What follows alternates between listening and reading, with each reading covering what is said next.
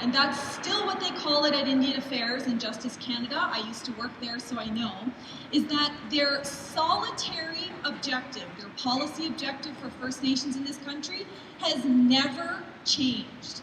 From the time they developed it in the 1800s until now, on the books, the number one objective is to continue until there is not a single Indian left in Canada. And with that goes the treaties and reserve lands and everything else. That's really problematic on a go-forward basis. Because think about if you're negotiating self-government.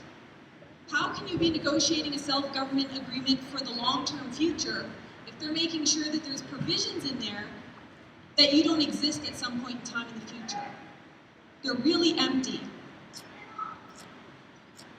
Minister John Duncan is part of this process. For anyone who doesn't know who Minister John Duncan is, prior to becoming the minister, he was one of the most vocal opponents to Aboriginal rights in the country. He called them race-based rights and that we shouldn't have any Aboriginal rights. How many people can't hear me? Okay. All right, so we'll go to the next slide. Okay, so currently, so keep in mind what their actual policy objective is, but currently their stated mandate on the website, which has changed over time, is to improve the social well-being of First Nations in this country, healthy, safe, sustainable communities. What kind of grade would you give Indian Affairs on how they've done with the billions of dollars that they've used for their salaries? They would get a fail, right? If you think about the $9 billion that's given to First Nations every year for programs and services, housing, water, infrastructure, almost half goes to Indian Affairs. They have almost 5,000 employees. Many make six-figure salaries. They get salary increases every year, paid vacations, trips overseas, you name it, language training, all the things that we don't get. Our funding that should be going to housing and water actually goes to pay for their really high-priced schooling for their children. That's the current state of Indian Affairs right now. But then think about the relationship. So if you're going to understand the legislative context, you have to look at where are we in the relationship. Are we in a relationship that's nation to nation or one based on respect? And this picture says 1,000 words. They don't take us seriously. They don't listen to our input, and we're certainly not on a nation-to-nation relationship. Right now, we're on at best, a chief-to-bureaucrat relationship, or a chief-to-program manager relationship, and that is not what the treaties had envisioned. The Crown First Nation gathering was supposed to be the change, resetting the relationship. Everything would begin anew. It would be wonderful after the Crown First Nation relationship. But what you have to do is decode what the Conservatives are saying. So this is what the Prime Minister says in his speech, that the most deplorable things in the Indian Act aren't restrictions on our rights. It's the actual incentives that are in our rights, like tax exemptions. That's deplorable. That those incentives are the reason why we're impoverished today, because we have a tax exemption. They are going to unilaterally change the rules in education and treaty relationships. I'm wondering how that's even possible, given that we didn't sign treaties with Harper. We signed treaties with the Queen.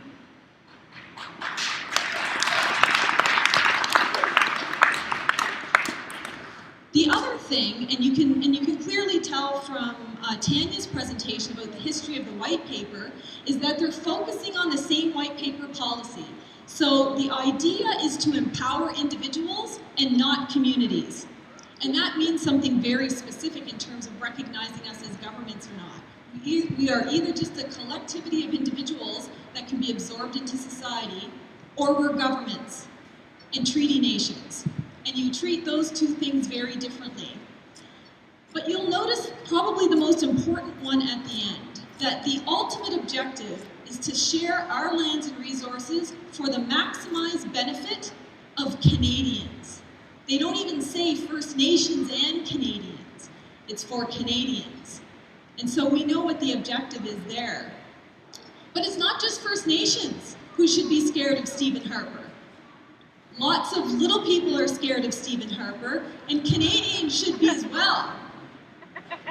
Think about it. If they pass their legislation that takes federal jurisdiction and responsibility out of navigable waters, oceans, rivers, and lakes, and allow the provinces to strip mine this entire country, regardless of how it pollutes our waters, it's not just going to be First Nations suffering, it's going to be Canadians. And I think it's time we came up with a plan to let Canadians know that we are their only hope of saving the lands and waters and animals and plants in this country.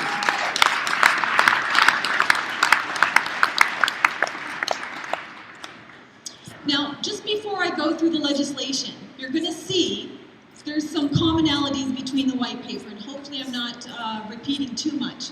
But in the Crown First Nation gathering, Prime Minister Stephen Harper was talking about the ultimate objective being putting us into Canadian life, into Canadian society. And that's exactly, almost word for word, from what the Prime Minister said during the white paper era. So things haven't changed, they've just repackaged it so that we don't know what we're seeing. With the white paper, you could go like this. Here's the plan, no Indians, no reserves, you're done. We had something to aim at. Today, what do we have? We have 10 pieces of legislation. How do you take aim at that when people don't even know what's in the legislation, don't even know what's happening? You have to be able to connect the dots. Now remember, out of those nasty lips came these words at the Crown First Nation gathering. To be sure, our government has no grand scheme to unilaterally repeal or amend the Indian Act. And if you go to the next slide, this is his version of not unilaterally repealing or amending the Indian Act. Never in history has there ever been so many pieces of legislation entered into our Parliament dealing with First Nations at one time, ever. And it is all unilateral legislation as well. So the ones I'll talk about today are C-27, the Transparency Act, 428 to repeal the Indian Act, 45 is the Omnibus Bill, which changes how you surrender land and reserve, Bill S-2, matrimony real property, Bill S-6, Bill S-8. If you go to the next slide, there's 2 more bills that will be introduced after Christmas. Merry Christmas to all of us. First Nation Education Act and First Nation Property Ownership Act. That doesn't include Bill C-3, Bill C-10, Bill C-38, and it goes on and on and on. And then just in case we want to stand up for ourselves, just in case we want to get organized and do like we did with the red paper and say we're not going to take this, they took a preemptive strike on our First Nation organizations and did substantial, massive funding cuts. Some regions have funding cuts of up to 80%. They're literally going to have a handful of people working in their organizations. So this is a very calculated, strategic plan to make sure we don't know what's happening, we're overwhelmed, and we don't know how, and we can't stick up for each other. But they sorely underestimate our power. You won't be able to read this, but it's for your information later when you look at it. It just shows you the stages of all of the bills and where they're at in Parliament, so we can skip that. Now let's talk about accountability, because one of the things in the media that upsets me the most, and it is designed to divide our communities from our community leaders, is to perpetuate this myth that First Nation leaders are all millionaires, they're all corrupt, they all mismanage money, and the reason for First Nation poverty lies on the shoulders of those corrupt chiefs, all 615. And that's exactly what this bill does. They don't tell anybody the facts. They don't say that of all the First Nations leaders in the country, what's the average salary? Does anyone know? It's $36,000 of a First Nation leader in this country. You know what the average salary for Canadians is? $46,000. So compare a First Nation chief to someone who does research or someone who does photocopying. We get paid less. There's 30 First Nations leaders in this country who get paid zero. How many mayors or premiers would work for their people for nothing? That's what commitment to community is. And there has never in the history of all chiefs in this country ever been a millionaire chief, ever. But so long as we don't get to hear those facts, so long as it's the media who's our teachers, then that pits community members against First Nation leaders. The reason why I can't send my kid to school is all your fault, Chief. Right? They have absolutely no control over the funding models. They have no control over the funding cuts. If they say anything, you can be darn sure First Nations leaders will have their budgets slashed, and whose fault will that be? So they're damned if they do and they're damned if they don't. That's not to say there aren't problematic leaders across the country. There's always individuals who are. But that's our business, and we have ways of dealing with those leaders. We don't need Canada interfering. But that's not what this bill is about. This bill would have Canadians believe that First Nation leaders don't file audits. They don't file financial reports, and they don't give those audits to their members. First Nation leaders would not get a single cent unless they submitted their audit every single year. And more than that, they have to file financial reports on average one every 3 days. It takes an entire administrative team just to do reporting.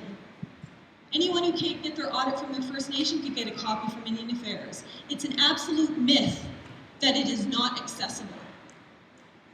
But what this really does, so while we're all so busy distracted pointing fingers at leaders and pointing fingers at community members and yelling back and forth at each other, what this bill really does is it opens all of the books, all of the band's own source revenue, all of the band's business revenue, not for band members, but for the public, and there's a specific purpose for that. It's so that they can continue to make funding cuts and justify it based on, well, you have your own band businesses, you have a gas station, you don't need housing money anymore. So we're not even allowed to supplement our own poverty. That's what this bill is about. And the other thing that they're putting in here is probably the most controlling provision they've ever had in the Indian Act. If you fail to publish your business information, not only will they take you to court, but they will cut off the funding to your community. So is this really about access to information for community members? Or is this about having another way in which to cut off funds? And if you want to talk about corruption, let's talk about the Conservative government. Remember the Bev Otis scandal, $16 orange juice and $2,000 hotels? Or the Minister of Defense, when he wants to go fishing, he takes a $35,000 helicopter ride. Or the billions on F-35s.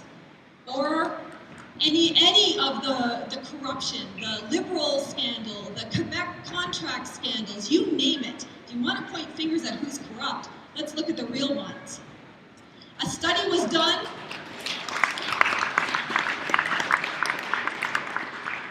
A study was done of all band audits ever done to look for evidence of corruption. Less than 3% of all of those audits ever found anything that could even be close to an individual purposely taking money for their own purposes and mismanaging it. That's a lower corruption rate than all of the municipalities, provinces in Canada put together. So who's the corrupt one here? It's not First Nations.